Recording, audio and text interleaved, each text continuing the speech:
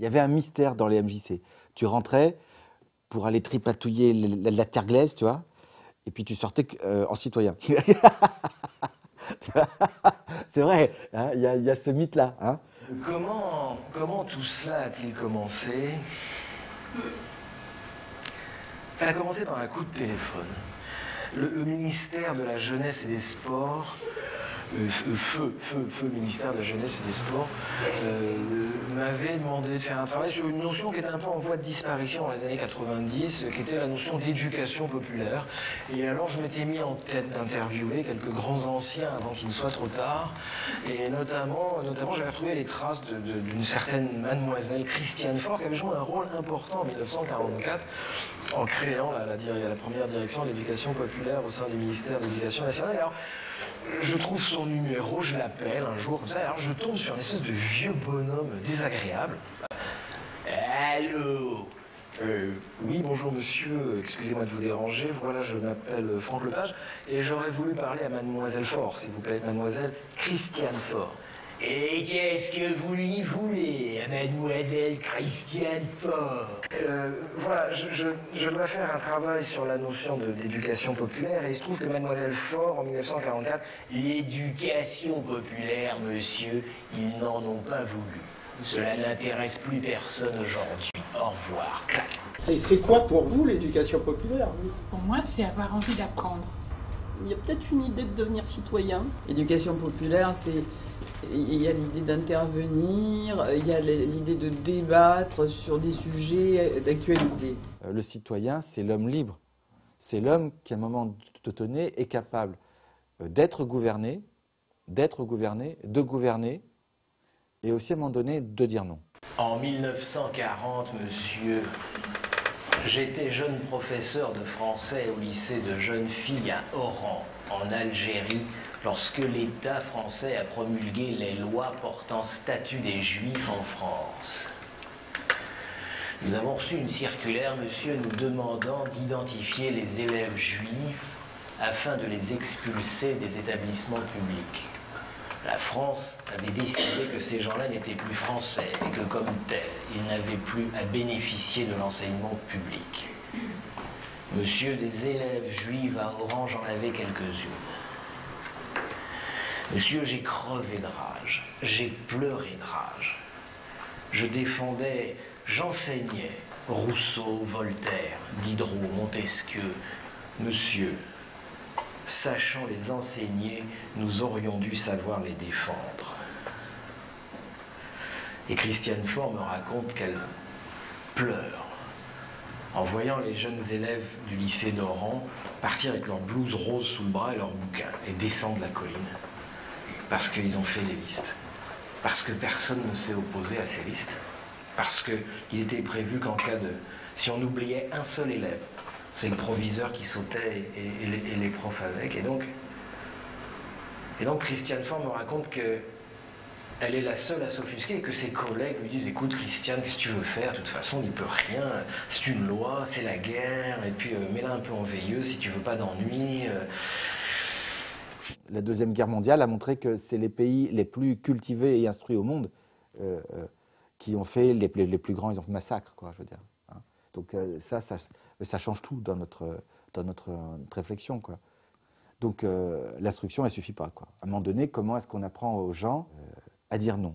L'Algérie est libérée très tôt et en 1942, le gouvernement provisoire de la République s'installe à Alger. Et avec ce nouveau gouvernement... comme maintenant, là, un nouveau ministre, cette fois-ci de l'Éducation nationale et non plus de l'instruction publique. Monsieur René Capitan va créer un cabinet. Monsieur, bon, peu importe les noms, Badevant, Bayen et Christiane Faure. Ils ont entendu parler d'elle et lui proposent de rentrer dans le premier cabinet du premier ministère républicain de l'Éducation nationale. Et le directeur de cabinet s'appelle M. Jean Guéhenno, un philosophe, un intellectuel proche du Parti communiste, un type important. Et alors, ils ont un problème. Ils ont un problème, c'est qu'avec ce qui est en train de se passer, on est en 1942, avec Auschwitz, avec une Shoah, avec 20 millions de morts à la fin de la Deuxième Guerre mondiale, avec le fascisme partout, ils savent désormais que ça n'est pas un problème de culture, ça n'est pas un problème d'instruction. On peut être parfaitement instruit, extrêmement cultivé et ne pas préférer la démocratie au fascisme. Et donc ils savent que ce n'est pas un problème d'instruction. Ils savent que c'est un problème d'éducation politique. Et que surtout, on leur apprenne à résister, à ne plus jamais accepter ce qu'ils ont fait, quoi. Apprendre à dire non. Quels sont les lieux dans lesquels on t'apprend à dire non? Quels sont les lieux dans lesquels on t'apprend à être subversif en permanence? La MJC est au départ un lieu de subversion. Il est montré comme tel, désigné comme tel. Et lorsqu'il dit maison des jeunes et de la culture, ce n'est pas des maisons pour les jeunes, c'est des maisons avec l'esprit de la jeunesse. Et il dit ces mots merveilleux, Jean Guénaud, hein, la jeunesse, c'est l'esprit de la découverte, du voyage et de la révolte. C'est splendide, c'est ça, la maison de jeunes et de la culture. Moi, je rappelle un bouquin qu'on avait écrit avec Florence Aubenas, qui s'appelait « Résister, c'est créer ». Résister, c'est très compliqué, parce que résister, c'est pas simplement être caractéralement contre, dire « il n'y a qu'à ». On est convoqué parce que l'époque a besoin de structures intermédiaires. C'est-à-dire, c'est pas possible que tout à coup, les citoyens plongés dans son impuissance, sérialisés, divisés comme ça, apprennent que la bulle financière, quelque chose que je ne sais même pas qu'est-ce que ça veut dire, ça, moi non plus, c'est un délire, quoi, va faire que l'année prochaine, il sera écrasé. Condorcet avait dit, mes enfants, une république, ça ne tombe pas du ciel. La démocratie, ça ne s'improvise pas. C'est une bagarre constante. Dès qu'on lâche, ça recule. Et donc, il faut faire de l'éducation politique des jeunes adultes, une éducation permanente à la question démocratique. Et donc, ça, on avait complètement refermé ça. Et Condorcet disait, si vous ne faites que l'instruction des enfants, vous allez simplement reproduire des inégalités qui seront désormais basées sur les savoirs. On revient au fondement de la République. La République française, c'est basé quand même sur l'éducation, entre autres, sur les hussards de la République. Pour plein de raisons économiques, d'émancipation de l'individu, etc. La citoyenneté, c'est la capacité d'être gouverné et de gouverner. Je crois que c'est ce paradoxe-là qui montre qu'à un moment donné, il faut accepter l'autre avec ses manières de faire, et en même temps, accepter aussi de prendre ses responsabilités. Donc l'enjeu, il est bien là. L'enjeu, il est bien d'apprendre des savoirs construits au cours des siècles, mais évidemment, en apprenant ces savoirs construits au cours des siècles, je vais me soumettre à la pensée de ceux qui ont construit ce savoir. Mais ce savoir va pouvoir, au fur et à mesure, me faire prendre conscience qu'il y a peut-être de nouvelles voies.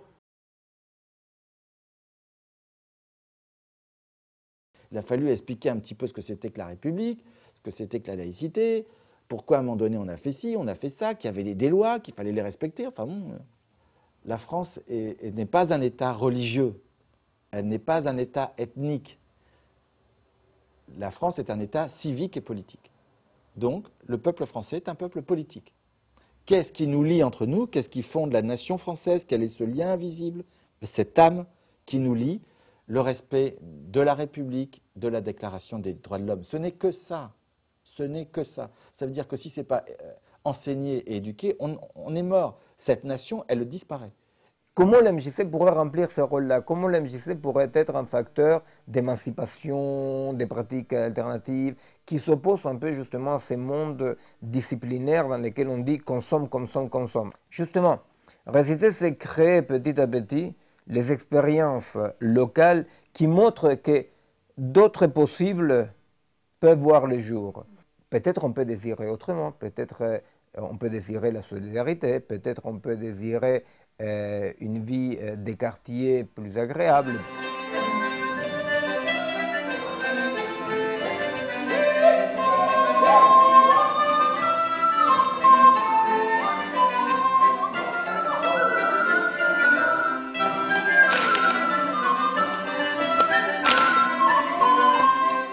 Alors moi j'ai longtemps pratiqué ici l'accordéon en cours. Et il est arrivé un jour où on s'est dit, on s'est regardé avec les autres musiciens, on s'est dit qu'on arrivait à la MJC, on venait consommer notre cours et on repartait sans que rien ne se passe au niveau des interactions entre élèves. Donc on a commencé par se dire que ce serait bien de temps en temps de s'asseoir dans cette salle et de jouer de jouer ensemble, d'échanger de la musique et de se faire plaisir. Ce qui est important pour certaines personnes, c'est que ça se passait dans l'échange et pas dans le regard du prof. Et même si ici, bon, la hiérarchie prof-élève n'est pas ce qu'on peut être dans l'enseignement, c'est pas un conservatoire. Mais quand même, il y avait ce côté de dire c'est pas avec les profs que ça se passe. Donc on peut s'autoriser peut-être à se chercher quelque part. Et ça, moi, je trouvais ça intéressant aussi.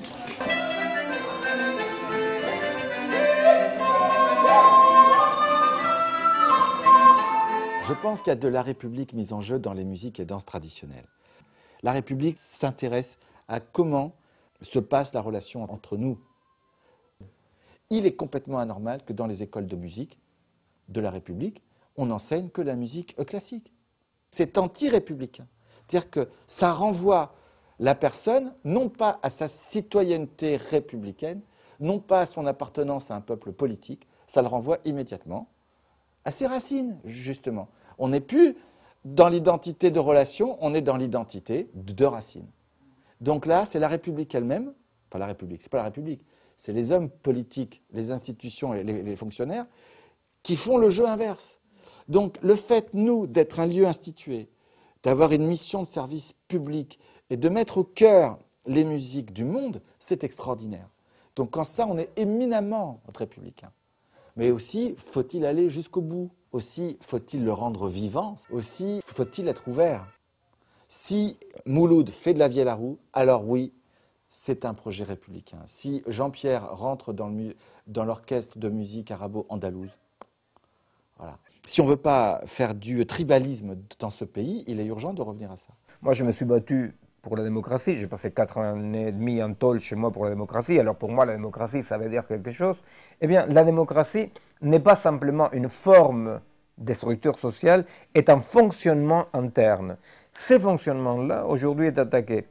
Et il y a des structures comme l'MJC, il y a des structures réelles, une multiplicité, il y en a partout, mais dont on ne s'en sert pas, ou on s'en sert à 1/1000 de sa capacité. Et dans tous les cas, c'est vrai que quiconque qui veut ratisser de vie des quartiers, organiser des forums pour penser les problèmes de la société, etc., ne pense pas qu'à côté, il y a l'MJC. Il ne voit même pas le rapport entre le ratissage comme ça, d'un faisceau citoyen qui permet d'agir, comme ça. Il ne voit même pas le rapport entre l'MJC et ça. Or, moi je pense qu'aujourd'hui l'enjeu historique, vraiment pour parler comme ça, sans grande éloquence exagérée, pourrait en partie remplir ce rôle-là des structures intermédiaires dans lesquelles on n'est ni un individu isolé qui pâtit, ni non plus dans un délire de toute puissance.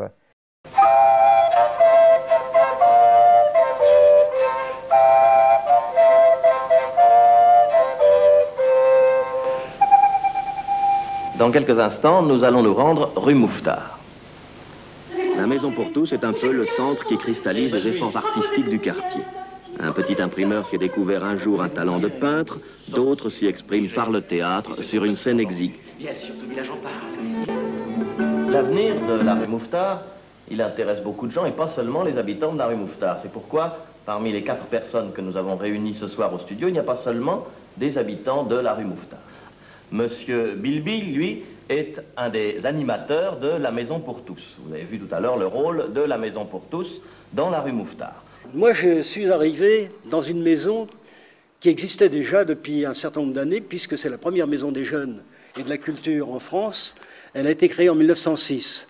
Alors vous allez dire, bigre, c'est effectivement la première maison des jeunes.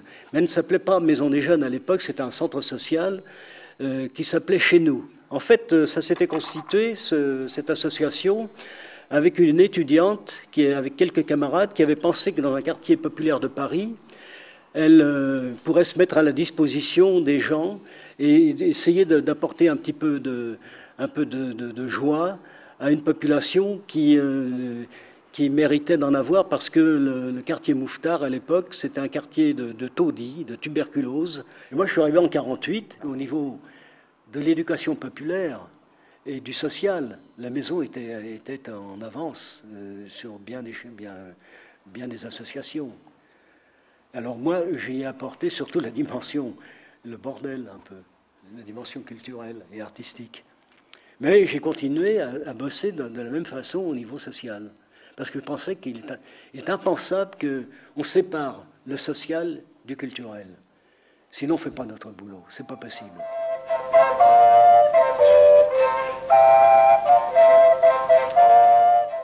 Les théâtres parisiens ne considéraient pas la Maison pour tous comme un théâtre.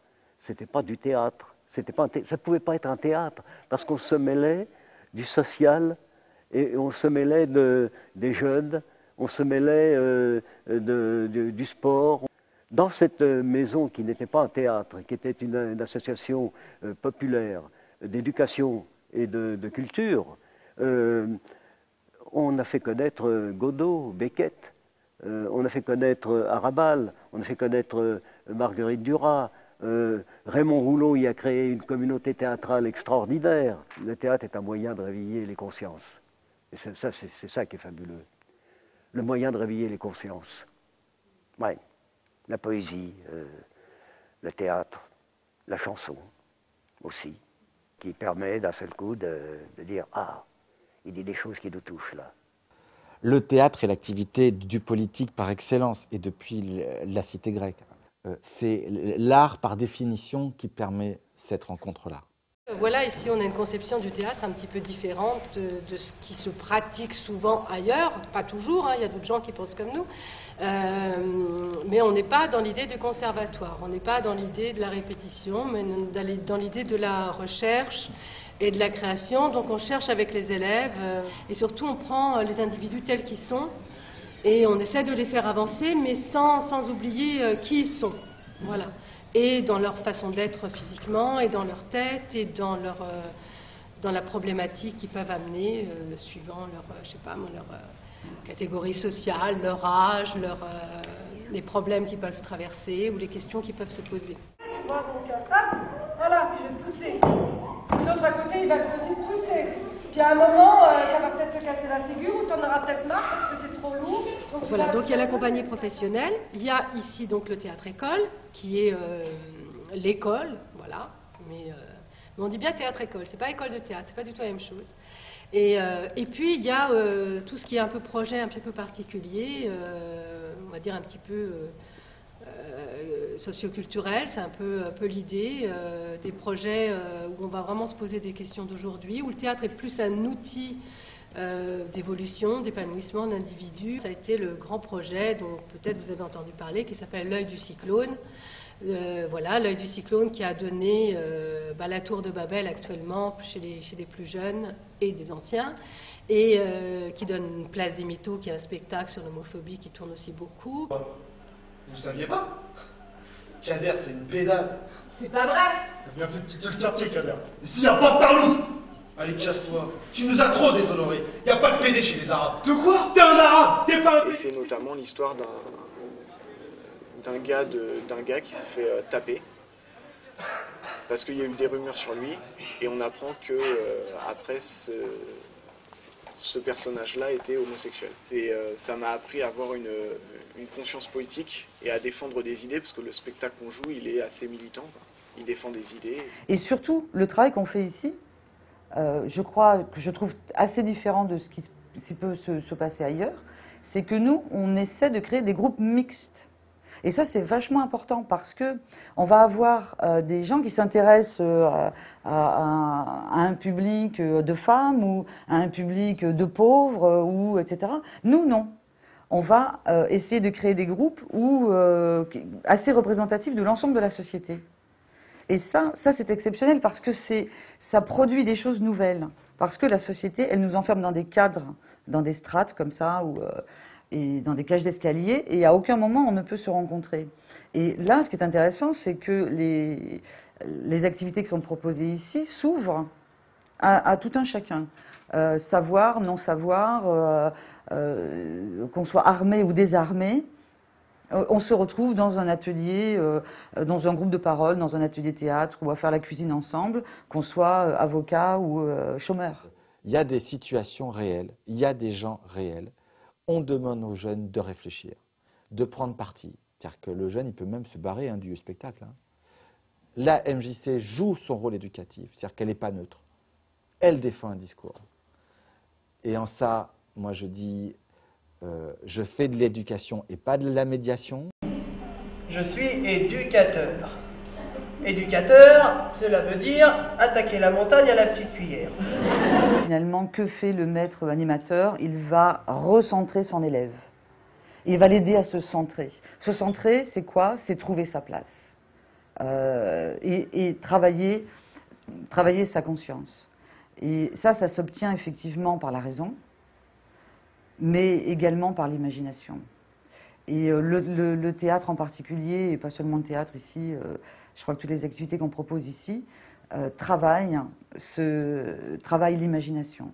Il n'y a que dans l'imagination que peut s'exercer la conscience de soi.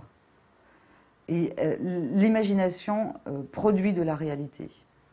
On rêve d'un monde avant de le créer. On donne donc des techniques, des savoirs, des techniques, ça c'est valable dans toutes nos activités. On les utilise immédiatement. Et ensuite on les confronte. Et c'est par leur confrontation qu'un nouveau monde va exister. Et ce monde, avant de le faire exister, on l'imagine. C'est la MJC qui se met dans l'espace public et qui défend quelque chose dans l'espace public. C'est la République mise en jeu, mise sur scène, mise en action, voilà. Et pour écrire la Déclaration des droits de l'homme, il faut quand même soigneusement rêver, de prôner liberté, égalité, fraternité. Il faut le rêver, ça. Il faut donc à la fois se nourrir de la raison, mais circuler dans un espace imaginaire incroyable. Mais finalement, quand on regarde bien, c'est un des rares endroits où on s'inquiète de ce que c'est que l'humanité. Par l'expérience vécue, la rencontre en chair et en os, la vraie rencontre avec l'autre, et ça, moi, je l'ai vécu dans tous les groupes que j'ai rencontrés, à partir du moment où la personne accepte de rencontrer l'autre, elle accepte de rêver, et on entre tout de suite dans un travail lié à l'imagination, tout de suite. Et quand on tire le fil de cet imaginaire, on s'aperçoit que chaque individu a un monde à lui absolument extraordinaire, mais complètement étouffé. Et je crois que nous, l'avenir, la vie, on la reconstruit d'abord dans l'imaginaire. Et ensuite, par la raison, on devient effectivement réaliste et on se dit, bon, effectivement, mon rêve est là et ma réalité sera là. Mais tant pis, je vais au moins là, je ne vais pas là. Et donc, on arrive comme ça à monter des marches et aller vers son rêve, oui.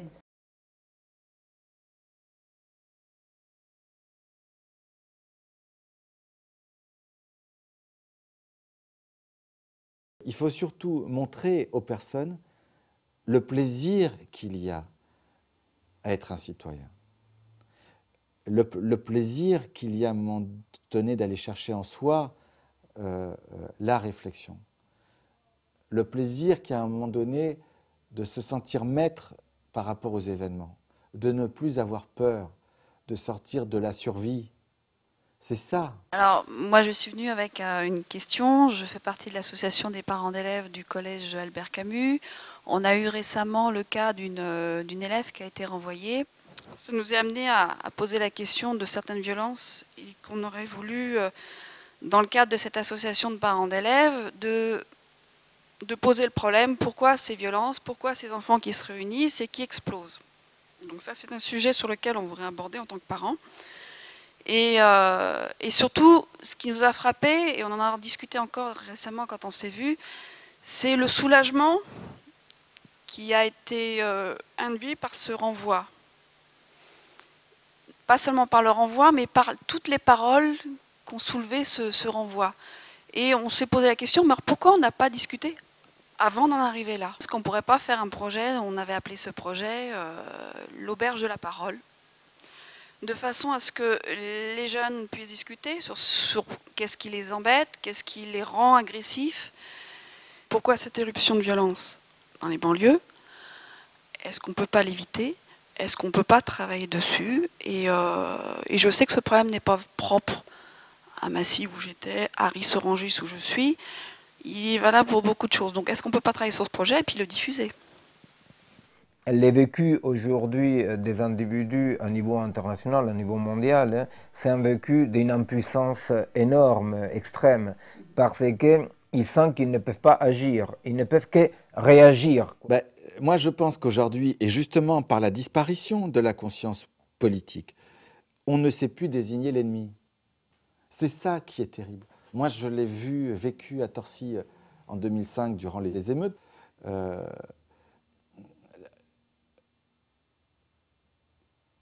Ils ne savaient pas. Enfin, je veux dire, là, tu sens à un moment donné, tu sens qu'on ne sait pas qui est l'ennemi, quoi.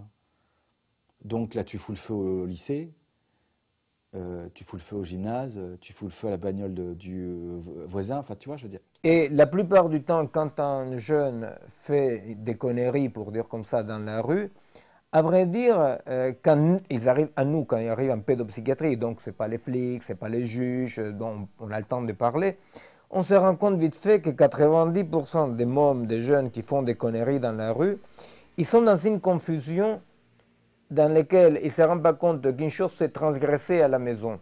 Transgresser à la maison, c'est fondamental pour pouvoir grandir, n'est-ce pas? On transgresse, on revient en arrière, on éprouve les limites.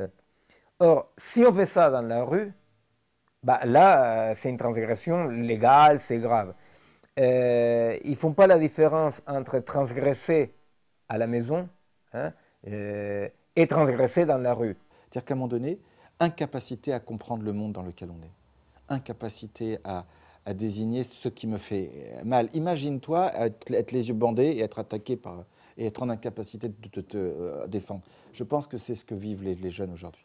Nous avons le discours sur la peur, l'angoisse, le fatalisme est un discours rentable, pas celui sur les expériences réussies. Ce qui fait sens, ce qui fait économie, ce qui fait vendre, c'est ce regard négatif sur la jeunesse d'une société vieillissante. Ça, alors on ne peut pas, c'est des faits, mais vous n'êtes pas la télévision, vous n'êtes pas les hommes politiques. Vous n'êtes pas le discours dominant, vous n'êtes pas les publicitaires, vous n'êtes pas le monde de l'économie, vous n'êtes pas les entrepreneurs. Est-ce que tu n'es plus qu'un produit et une machine interchangeable, flexible, comme on dit? On te perd 10 de retrouver, tu vois, on te remplace. Est-ce que tu es ça? Est-ce que tu veux être ça? Ou est-ce que tu es encore un humain?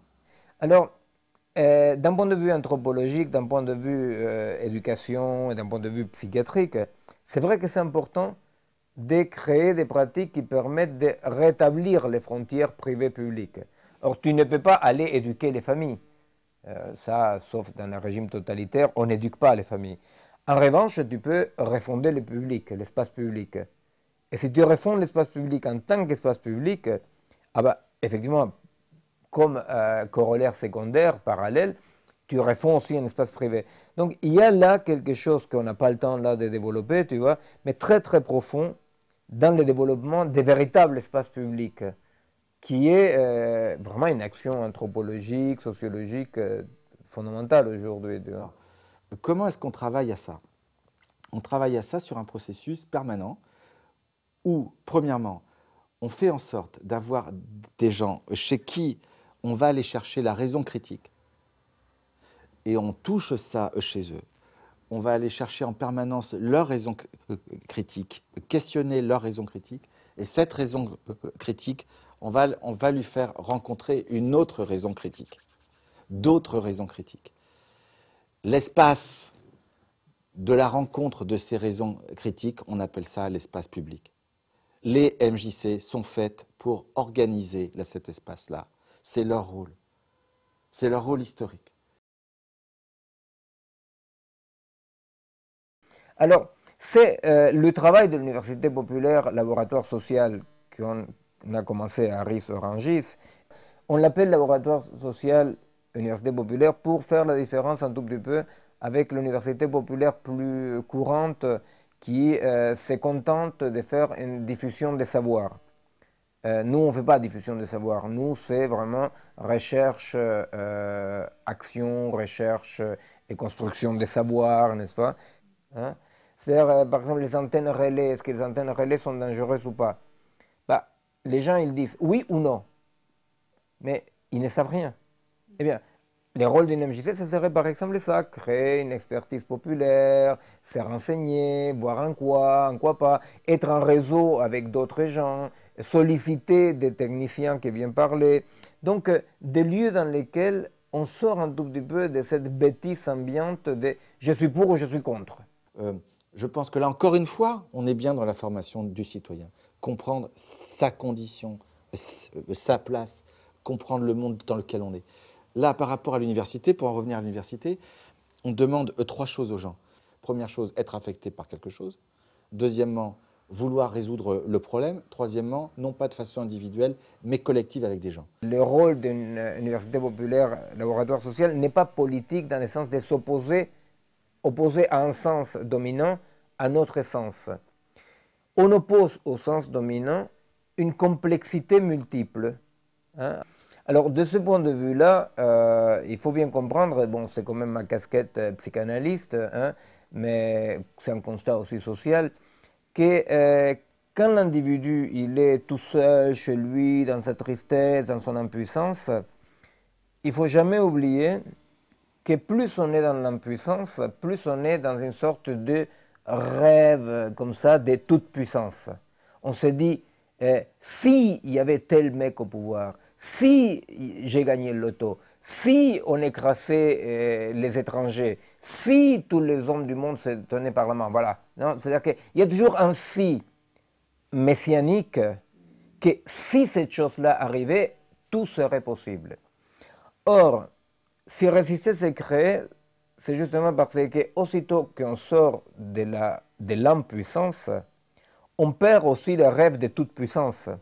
Donc une femme ou un homme qui commence à faire des choses, qui renoue avec sa puissance d'agir, est quelqu'un qui se rend compte que pas tout est possible. Donc qui devient quelque part adulte. Et je suis toujours étonné comment en France, les gens s'autocensurent sans besoin de censeurs.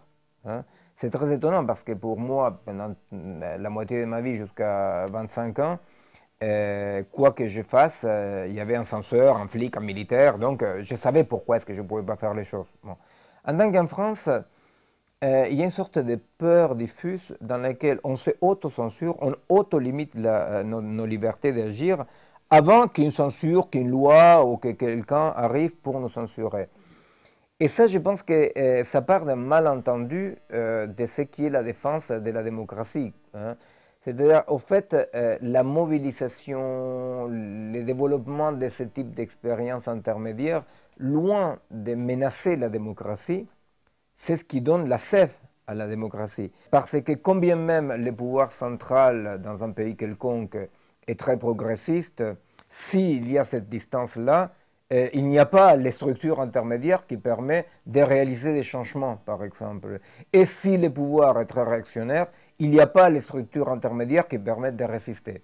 C'est-à-dire que ces expériences-là sont des expériences de contre-pouvoir, mais non pas dans le sens qu'ils sont contre le pouvoir, mais qui sont effectivement dans des dimensions différentes.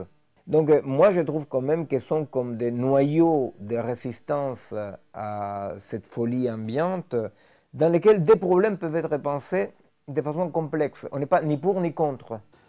Il est clair que dès l'instant où on fait un travail d'éducation, il y a derrière ce travail d'éducation un projet de société sous-jacent.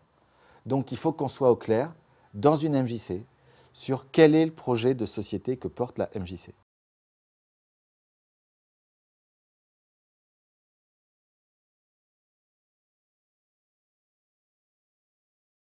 La première chose, c'est savoir accueillir les gens. Pour l'instant, à la MJC, nous ne savons pas le faire. Nous ne le faisons pas. C'est clair. On s'est amélioré, tout ça, mais ce n'est pas fait. À la rentrée de septembre, on aura un lieu dévolu à ça. Et moi, comme vous tous, comme nous tous, on passera du temps consacré à ça. On se met en disponibilité pour ça. Et je ne sais pas ce qui va se passer. Et je ne sais pas ce qui va se dire. Et je suis très curieux et très impatient de voir ce qui va se passer, ce qui va se dire. Parce que je suis sûr qu'il va se dire des choses extraordinaires et qu'il va se passer des choses extraordinaires.